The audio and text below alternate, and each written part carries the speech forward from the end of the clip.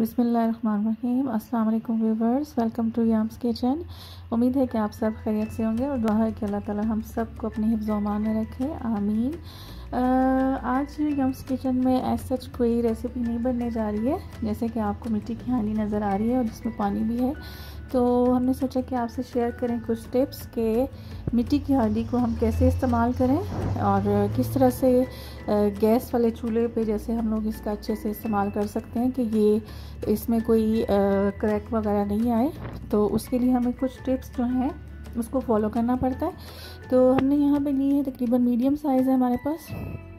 इसमें तकरीबन 3 किलो के आसपास जो सब्ज़ी है या गोश्त है वो हम इसमें रेडी कर सकते हैं। तो यहाँ पे सबसे पहले जो टिप नंबर 1 है, आप कह सकते हो कि हमने जो मिट्टी की हांडी ली है इसको हमने फुल करके रखना है पानी के साथ, सिंपल वाटर। और जैसे कि इसको बिल्कुल आपने फुल भर लेना है और इसको ओवरनाइट रख दो या 5-6 घंटे के लिए आप इसको रख दो। इस टिप से आपको ये पता चल जाएगा कि इसमें ऐसा कोई क्रैक वगैरह तो नहीं है, कोई लीकेज वगैरह तो नहीं है। तो और ये दूसरा इसका ये फ़ायदा है कि मिट्टी है तो इसमें ये अपना सारा जितना पानी इसमें एब्ज़ॉर्ब करना होगा उसको अच्छे से एब्ज़ॉर्ब कर लेगी, क्योंकि जब हम सालन इसमें बनाएंगे जैसे कि शोरबे वाला कोई भी, तो वो उसको भी एब्ज़ॉर्ब कर सकती है मिट्टी, जैसे कि वो लिक्विड है। तो इसलिए हमें चाहिए, सबसे पहला जो टिप है, इसको 5-6 घंटे के लिए हम इसको ओवरनाइट रख देंगे पानी से भर के। फिर नेक्स्ट जो टिप होगा वो आपसे हम शेयर करेंगे। तो इसके लिए एक आप स्टैंड ले लो और एक कोई खुला बर्तन ले लो जिसमें आप इसको एडजस्ट करके रख सको, ताकि आपको अंदाज़ा हो जाए कि इसमें से कितना पानी निकल रहा है। तो उसकी बेस पे हमें पता चलेगा कि मिट्टी की हांडी जो है वो ठीक है या कोई इसमें फॉल्ट है। ठीक है, एक यहाँ पे हम ये बर्तन ले लेंगे और एक हमें यहाँ पे स्टैंड चाहिए होगा जो एडजस्ट हो जाए। ठीक है, इससे हमें जो भी पानी की क्वांटिटी है उसका अच्छे से अंदाज़ा हो जाएगा कि इसमें से कितना पानी जो है वो निकल रहा है। बिस्मिल्लाह।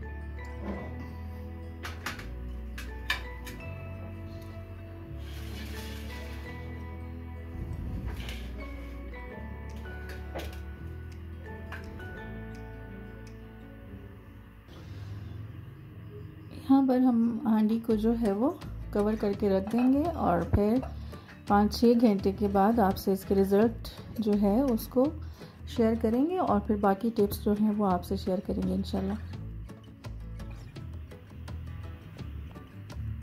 यहाँ पे व्यूअर्स जैसे कि आप देख सकते हैं कि हांडी के जैसे बॉटम में हल्के से ड्रॉपलेट्स आपको नज़र आ रहे होंगे। इसको तकरीबन 10 से ऑलमोस्ट 12 आवर्स हो चुके हैं।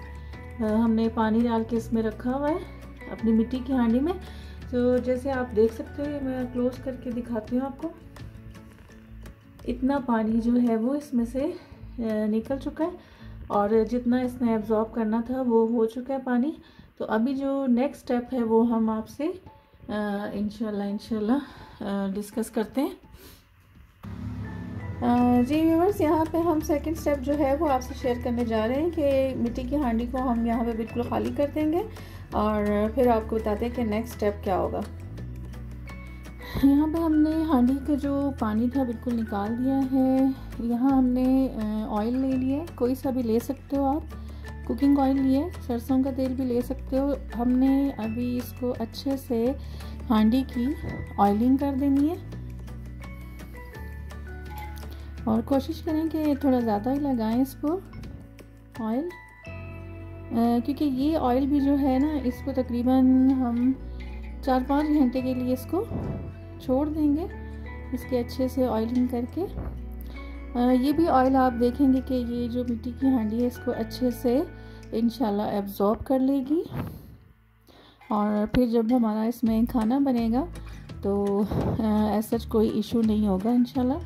तो क्योंकि इसने मिट्टी से ये तैयार हुई होती है ये चीज़, तो मिट्टी जो है एब्जॉर्ब करती है पानी। तो जब हम इसकी अच्छे से ऑयलिंग कर देंगे या फर्स्ट स्टेप जो है उसको भी डन कर देंगे, تو انشاءاللہ کھانے کا رزلٹ جو ہے وہ بہت اچھا آئے گا. تو ابھی ہم اس کو دوبارہ سے ریسٹ دے دیں گے 5 سے 6 گھنٹے تقریباً, اور پاسبل ہو تو اس کو دھوپ میں رکھ دیجیے گا. تو پھر اس کے بعد ہم انشاءاللہ نیکسٹ اسٹیپ جو ہے, تھرڈ ٹپ جو ہے وہ آپ سے شیئر کریں گے انشاءاللہ. یہاں پہ ویورز آپ دیکھ سکتے ہو کہ ہم نے جو آئلنگ کی تھی ہانڈی کی, اندر سے آپ بالکل دیکھ سکتے ہو کہ جو آئل ہے وہ بھی بالکل ایبزارب ہو چکا ہے.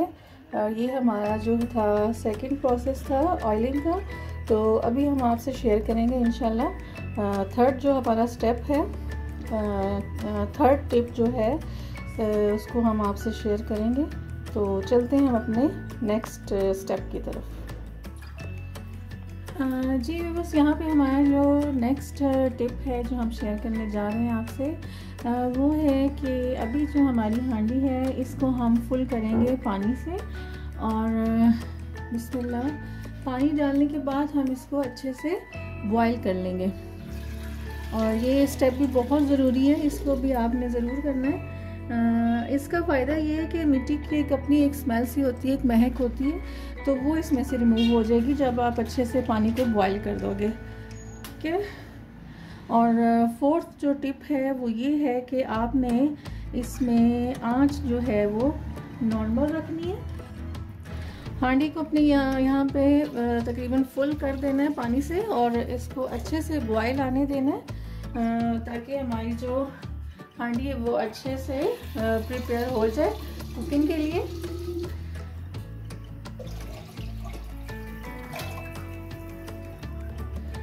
اچھا, اکثر جب ہم لکڑیوں والے چولہے پہ کوکنگ کرتے ہیں تو اس پہ بھی, اور ویسے گیس والے چولہے پہ بھی, ہانڈی کے جیسے باٹم ہے تو ایک مٹی کی جو لیئر ہے وہ بھی لگائی جاتی ہے.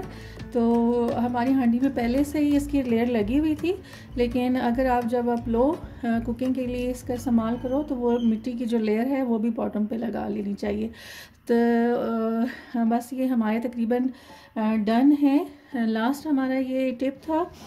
ہانڈی ہماری انشاءاللہ پریپیئر ہونے جا رہی ہے, اور پانی کو ہم نے اچھے سے اس میں بوائل ہونے دینا ہے.